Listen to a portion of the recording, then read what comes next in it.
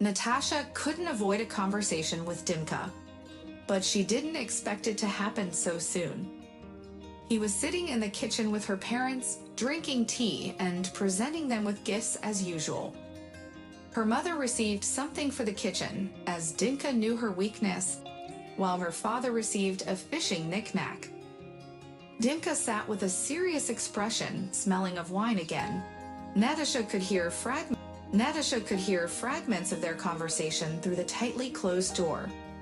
She pretended to be asleep when she heard footsteps outside her room. She waited until she was certain that her husband had left before finally getting out of bed, stretching sweetly. As the conversation with her mother continued, she smiled slightly and listened to her mother's claims that Dimka should have been forgiven long ago.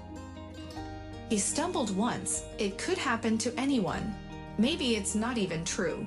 People can say anything out of jealousy. I think it's time to tell him. He deserves to know. Does he know about the baby? Her mother pressed. No, Natasha answered briefly, trying to avoid her mother's exhortations. She couldn't help but believe her best friend. She had seen Dimka in the car with an overpainted girl more than once, and she knew about his constant delays at work on various pretexts. She wasn't a fool and knew what was going on. If she had had any doubts before, she never would have agreed to have a baby, and now she was destined to be a single mother, as she had no intention of living with this bastard in the same apartment, let alone in the same family. As Natasha entered the kitchen to pour herself some tea, her mother's attack continued. Do you want me to talk to him myself?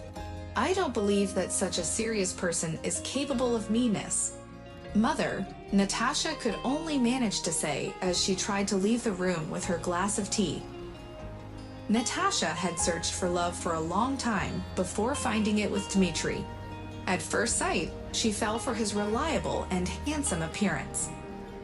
Their happiness seemed to have no end. She had only seen relationships like theirs in movies and read about them in romance novels. Their hearts beat as one in their cozy home, surrounded by cloudless happiness. Dimka was the meaning of her life, and she knew he loved her just as much because she felt wanted. Over their 5 years of living together, they had learned to read each other's minds, becoming almost inseparable. But as she reminisced, a hint of sadness crept in. After leaving her husband, an unpleasant feeling lingered within her, but she remained determined not to face him again. Following dinner, Marina entered her daughter's room to discuss her husband once more. As she looked at her daughter, she felt a sudden fear. Natasha, why don't you have any color on your face? Are you sick? Marina touched her daughter's hands and forehead. Oh, you're burning up. Ambulance, and shouted to her husband to call an ambulance and call Dima. I don't want Dimka, her daughter muttered weakly. Dmitry hurried to the ward as soon as the doctor arrived and diagnosed Natasha with a viral infection that would not have harmed the fetus. Fetus? What fetus? He asked bewilderedly. Didn't you know your wife was pregnant? You should have taken better care of her, the ambulance doctor replied. Dima stayed by Natasha's side almost constantly for 3 days, only leaving briefly to attend to work matters. On the 4th day, when his wife was feeling better, they had a conversation that Natasha had been avoiding.